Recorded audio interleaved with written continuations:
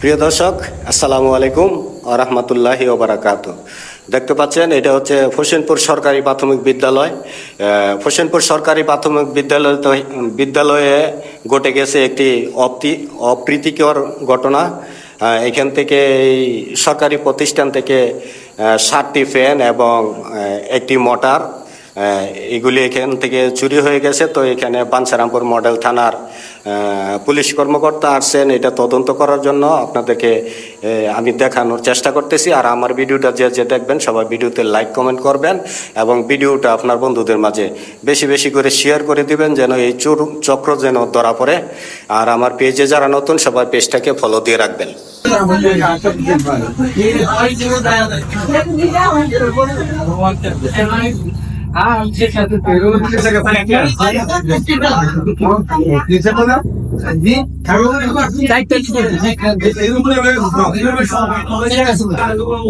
এই রুমের 4টা ফ্যান ছিল স্যার, না 4টা ফ্যান ছিল, 4টা নিয়ে গেছে।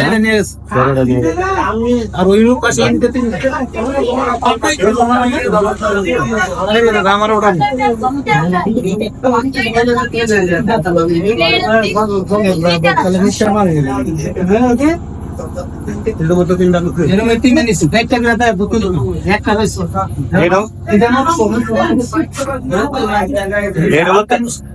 কটা স্যার? 3টা নিচে আর একটা ওই মুখ কটা পেন নিচে স্যার? 7টা মোট ফ্যান নিচে আর একটা নিচে মোটর পানির মোটর, একটা পানির মোটর আর 7টা ফ্যান, না? 7টা। তাহলে এরকম 4টা ছিল, একটা রয়েছে। ঠিক আছে,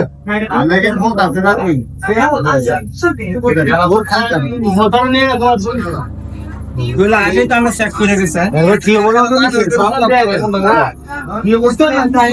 সবগুলো দেখাবে।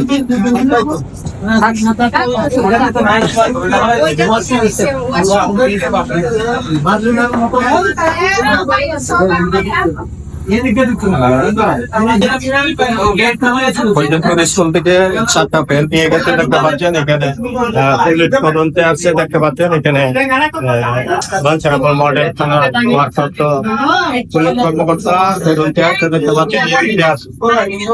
আর খুব সম্ভবত সকলে দেখতে আসছে গ্লাস ভাঙার পর।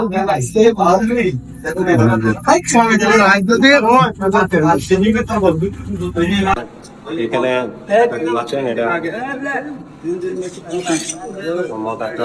কোন জায়গা থেকে নিয়ে এসে দেখা